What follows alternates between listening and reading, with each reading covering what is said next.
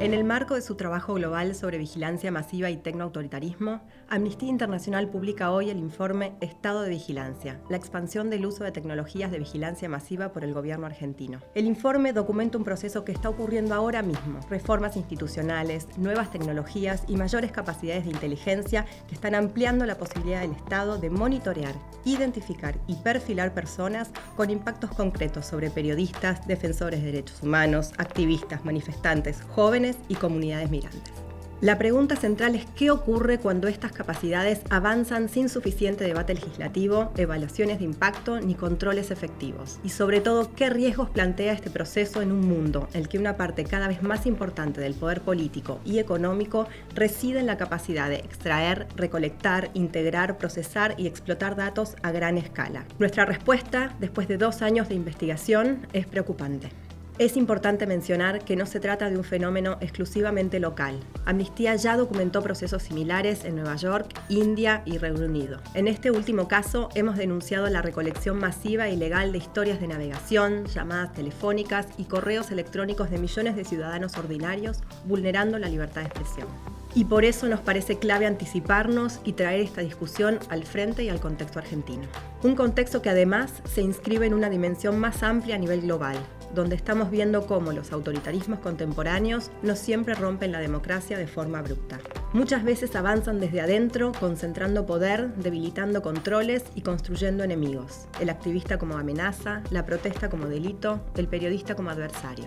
Y cada vez más se sirven de la inversión tecnológica para ampliar sus capacidades de vigilancia, identificación, perfilamiento y control. Extrapolado al contexto local, entre 2024 y 2025 el Estado Nacional destinó al menos $1.2 millones a herramientas de reconocimiento facial, tecnologías de fuentes abiertas y drones. En 2025 se aumentaron las partidas de seguridad en un 29% y de inteligencia en un 6%. Y esto ocurre mientras el discurso oficial insiste en que no hay plata y usa la motosierra como emblema del Estado, y donde la retracción del gasto público fue del 41% en áreas sensibles como salud, ciencia, educación y seguridad social. Esto refleja una decisión sobre qué funciones del Estado se retraen y cuáles se fortalecen. También crece el papel de empresas privadas. En algunos casos, como vamos a ver, contamos con información sobre adquisiciones a empresas como Clearview AI. En otros, en cambio, como Palantir, manejamos una completa incertidumbre sobre su aterrizaje en Argentina y opacidad sobre potenciales operaciones o contrataciones.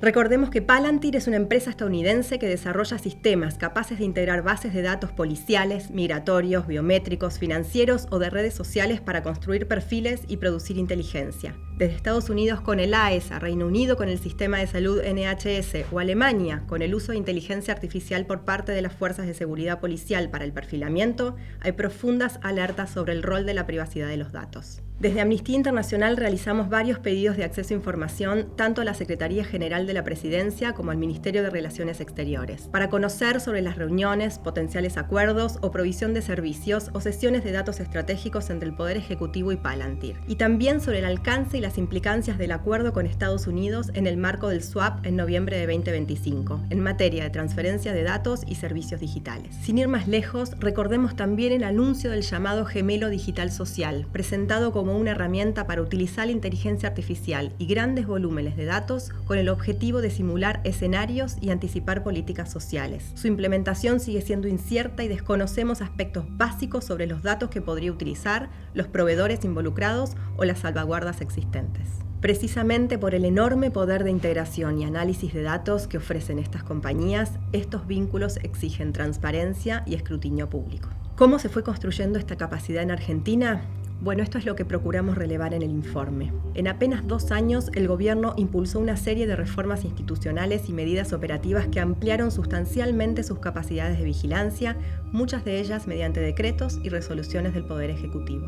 En el plano institucional, la reforma más significativa fue el Decreto de Necesidad y Urgencia 941 del 2025, que reorganizó el sistema de inteligencia nacional. Entre otras cosas, amplió las funciones de inteligencia y contrainteligencia mediante definiciones muy amplias que abarcaron un amplio espectro de actividades. Se extendió el secreto como regla y ya no como excepción. Se fortaleció la capacidad de los organismos para acceder a información en poder de otras agencias públicas y centralizar grandes volúmenes de datos personales sin controles judiciales robustos. robustos. Amplió las posibilidades de intercambio de información entre organismos, incluidos potencialmente actores extranjeros, incrementando los riesgos asociados a transferencias ulteriores y vacíos de responsabilidad. El mismo decreto creó la Agencia Federal de Ciberinteligencia con competencias específicas en el ámbito del ciberespacio. A esto se sumó la reforma del Estatuto de la Policía Federal, que amplió las facultades de ciberpatrullaje, acceso a base de datos estatales y detención de personas con fines de identificación, y se complementó con un protocolo que regule el acceso de agentes encubiertos y reveladores digitales. En conjunto, estas medidas amplían considerablemente la capacidad estatal para observar, recolectar y conectar información sobre las personas y las posibilidades de infiltración estatal en espacios de interacción en línea, y puede generar un efecto inhibidor sobre las libertades de expresión, asociación y protesta.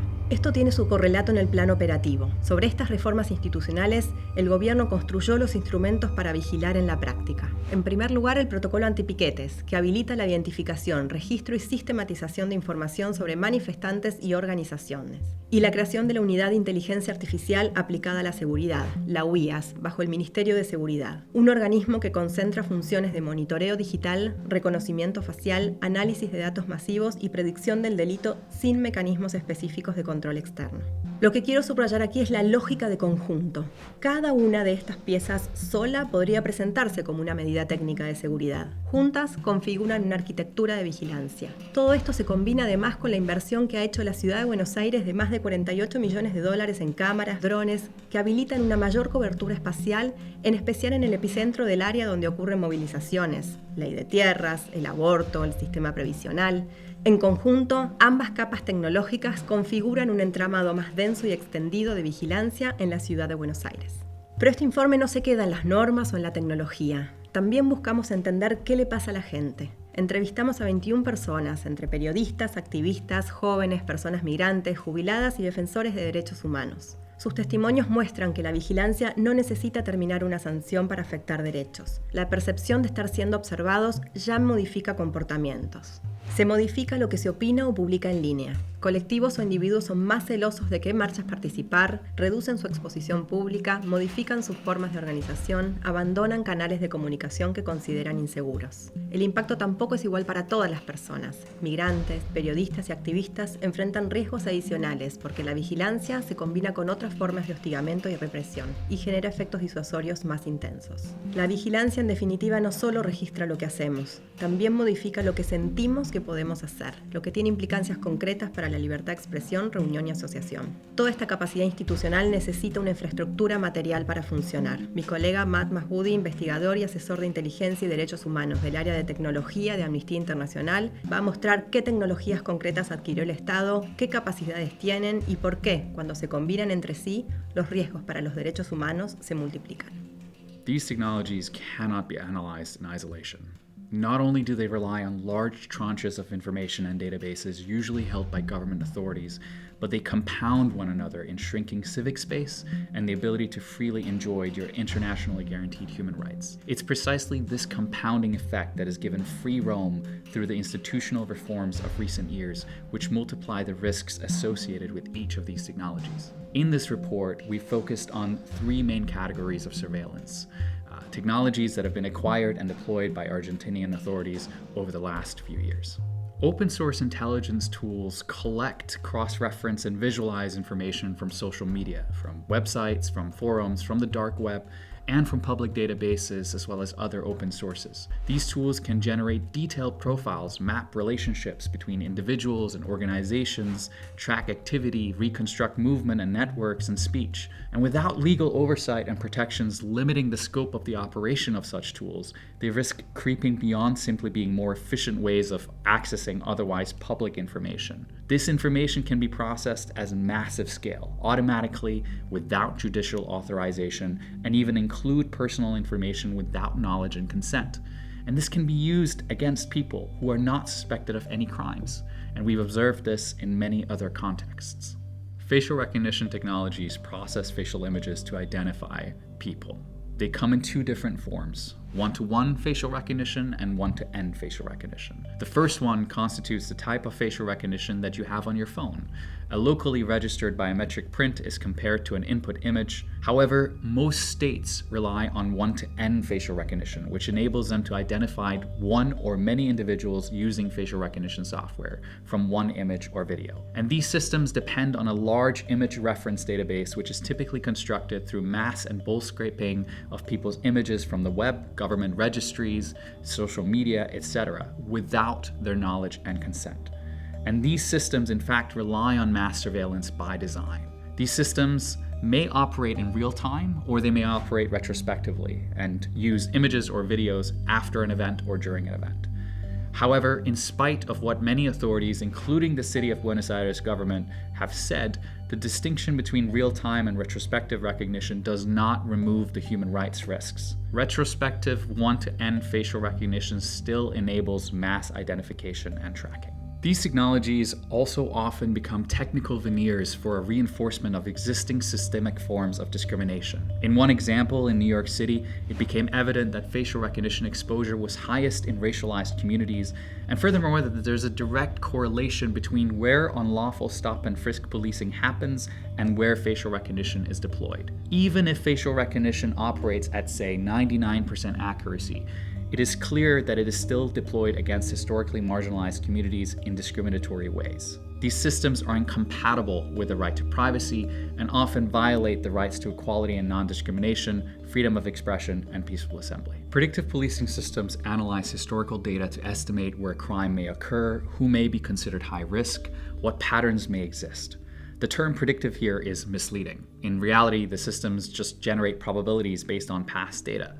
And more often than not, they reinforce a negative feedback loop, predicting crime in poorer neighborhoods that have historically been sites of high crime or over-policing. Historical policing data already reflect structural biases and inequalities, leading to a repeated over-policing of already marginalized neighborhoods, as we have seen through deployments in the United States and in the United Kingdom.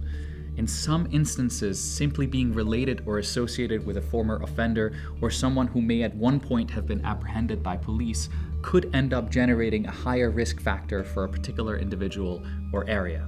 Predictive systems can therefore reproduce and institutionalize those biases under the appearance of technical neutrality. This is why they are unacceptable. Amnesty International has previously noted that predictive policing can never be a legitimate, necessary, and proportional response to policing needs, especially as it erodes the presumption of innocence. Amnesty International reviewed public procurement portals and technical specifications from the national government and Buenos Aires city procurement processes. This provided evidence not only about what was purchased, but also about the functions that authorities requested, many of which we've already discussed. One of the companies contracted includes Clearview AI, who was contracted for $33,000, who has consistently been subjected to international scrutiny and even fined by a dozen information commissioner offices for their repeated disregards for people's privacy. Clearview boasts to have an image database of 30 billion images, scraped and gathered without knowledge and consent from places like social media. Even before the technology is deployed, it has been embroiled in human rights abuses that cannot be tolerated. When authorities contract with companies like Clearview AI, they communicate disregard for meaningful consent. They introduce further difficulties with accountability in the context of a technology that is already very high risk. At best, they ignore the significant human rights incompatibilities of the technology and the tainted human rights records of particular companies, while at worst inviting discriminatory outcomes and chilling impacts on human rights. Argentinian authorities have also contracted for about $239,000 with Maltego for open source intelligence tools, and with companies like DJI for drones and ground stations in amounts of roughly $942,000. The city of Buenos Aires has simultaneously expanded its video monitoring infrastructure. We've seen an uptick in CCTV deployments, for instance, which are a prerequisite for facial recognition software. Procurement documents reviewed by Amnesty International have shown that cameras with facial recognition and image analysis capabilities, as well as additional biometric tools, have been acquired. A concrete way to understand the risk is through a protest scenario. For instance, a person attending a demonstration may be filmed by fixed cameras, recorded by drones, identified through facial recognition, linked to social media profiles through open source intelligence tools, mapped alongside other participants, and incorporated into databases or intelligence systems that end up flagging them for further interrogation or for detention. The city denies the use of drones and other forms of aerial surveillance. Yet it is clear from every protest that they are present. People are being watched by all manner of surveillance tools that have been enabled by these recent institutional reforms. Combined, these technologies can generate a highly detailed profile of who attended a protest, with whom, when and where, and what they did. However, none of these tools individually can provide certainty about neither the identity nor the intention of an individual. In other words, their deployment signifies a mass surveillance effort without a specific target or legitimate aim, which is unlawful in the eyes of international law. Responsibility does not just lie with the state.